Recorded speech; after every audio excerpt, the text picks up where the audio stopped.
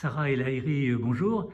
Merci de nous dire la perspective européenne du service civique. Le président de la République a annoncé que c'était un des projets de la présidence française de l'Union européenne. Depuis le 1er janvier, la France et le président de la République président l'Union européenne. Et parce qu'on veut une Europe pour tous, du quotidien, accessible à l'ensemble des jeunes, eh bien, on a ce grand projet qui est celui d'un service civique européen. Ça veut dire quoi concrètement? Jusqu'à 25 ans, pouvoir vivre 6 mois en Europe, vivre et partager un engagement qui fait finalement vibrer le sentiment d'appartenance à l'Union européenne, à sa construction, à la responsabilité qu'on a chacun dans une participation, dans une construction, dans un moment où on bâtit un modèle social, on bâtit en réalité un destin commun, et ce destin, nous le souhaitons européen.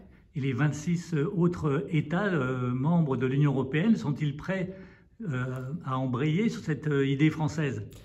L'idée d'un service civique européen est une idée extrêmement ambitieuse, mais parce que nous avons un président de la République qui croit et qui fait de la jeunesse sa priorité. Nous sommes aussi dans une année très particulière, c'est l'année européenne de la jeunesse. Nous avons déjà 9 États qui connaissent un service de volontariat plus ou moins proche du service civique français que nous connaissons.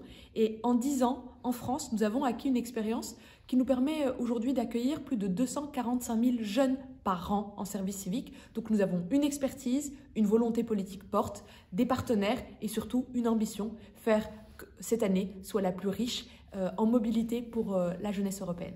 Alors, partager cette pratique au niveau européen est une chose. Au niveau français, certains considèrent qu'il faut universaliser le service civique. Est-ce que c'est souhaitable et surtout, est-ce que c'est possible? En réalité, aujourd'hui, le service civique est déjà quasiment universel. C'est-à-dire qu'avec 245 000 missions par an, nous avons doublé la capacité d'accueil des missions de service civique. Ça veut dire 245 000 jeunes qui bénéficient de 6 mois à 1 an d'un projet d'intérêt général, qu'ils soient en association ou en collectivité, qu'ils soient finalement en lutte contre les inégalités pour l'environnement ou encore une mission autour des questions européennes. Nous avons pour la première fois créé les missions Europe du service civique national. Aujourd'hui, la généralisation du service civique est déjà en réalité en marche. C'est plutôt comment le rendre plus accessible aux jeunes les plus éloignés, et ça, c'est notre mission. Sachant quand même que une classe d'âge, c'est autour de 700 000, 800 000 jeunes, comment tripler éventuellement cet effectif, même si on voit bien les bienfaits aussi du service civique pour l'insertion civique et professionnelle. Aujourd'hui, le service civique, il faut le rappeler, c'est de 6 mois à 1 an. C'est pour nous l'étape 3 d'un projet qui a vocation à être universel et obligatoire, qui est le service national universel, qui est moins long dans la durée, en tout cas sur la partie obligatoire, mais qui aura vocation à toucher les 700 000 jeunes d'une génération.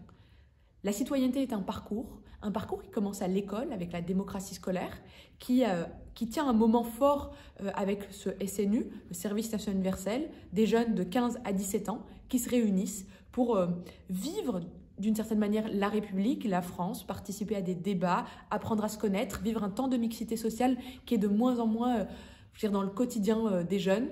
Après ces rencontres, c'est aussi finalement lutter contre ces inégalités de destin, parce qu'on leur présentera tous les parcours d'engagement, dont le service civique. Et chacun devra choisir s'il préfère faire un service civique citoyen, soit il préférera rejoindre une réserve, la gendarmerie ou la police, les pompiers, une association, que ce soit la SPA, les Restos du Cœur ou le Secours catholique, peu importe l'engagement de chacun, le plus important, c'est que la citoyenneté se vive pleinement. Quand on est citoyen dans notre pays, nous avons évidemment des droits, mais aussi des devoirs. Et pour les vivre, eh bien, il faut bâtir un destin commun.